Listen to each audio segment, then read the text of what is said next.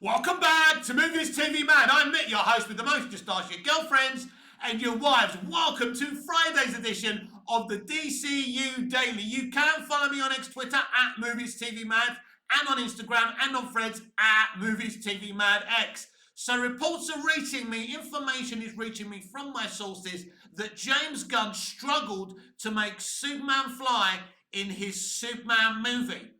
And there is actually a little bit of evidence to back that up. Isn't there, everyone? We barely saw any flying in his impressive teaser trailer. We saw one quick shot of Superman flying with Lois Lane. It seemed very similar to Lois and Superman flying in Superman Returns. And let's just say the flying sequences in Superman Returns did lack consistency. There was some very good flying and some very average to bad flying in Superman Returns. What baffles me about flying today in movies or even television, because television is streaming, they spend just as much money on TV dramas as they do on movies today. And they don't seem to get the flying right. When you look at the flying in Superman 78, it's aged really well. It looks more real than CGI flying. But why? Because it's more real. It's there. He's on a pole and they've got a screen of background. It works. The techniques they used, whatever they were back then, works. They should use the same techniques today, and all they have to do is touch it up with CGI.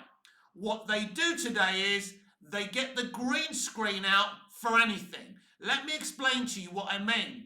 They use CGI for houses around the street. They use CGI for skies, right?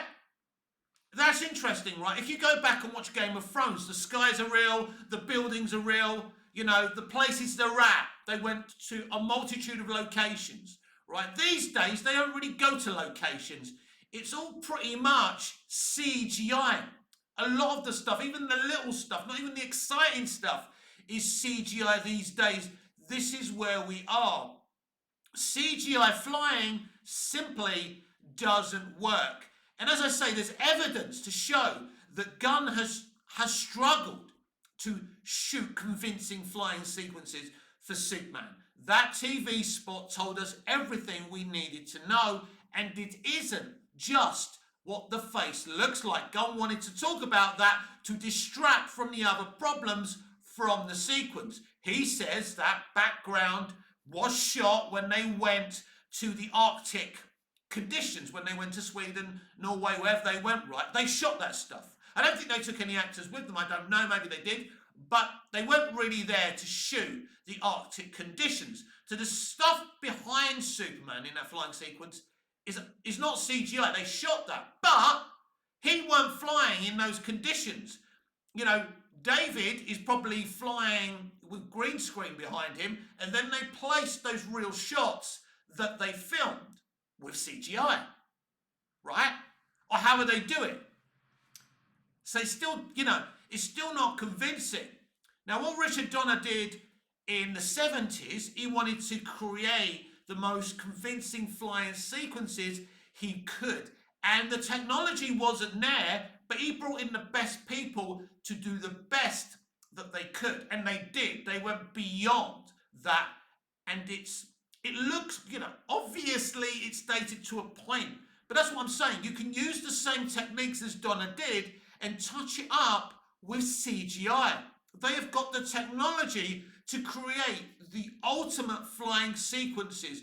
Nothing is more important than in a Superman film than to have convincing flying. When you think of Superman, what do you think? You think of flying. You can't get the flying wrong for a Superman movie.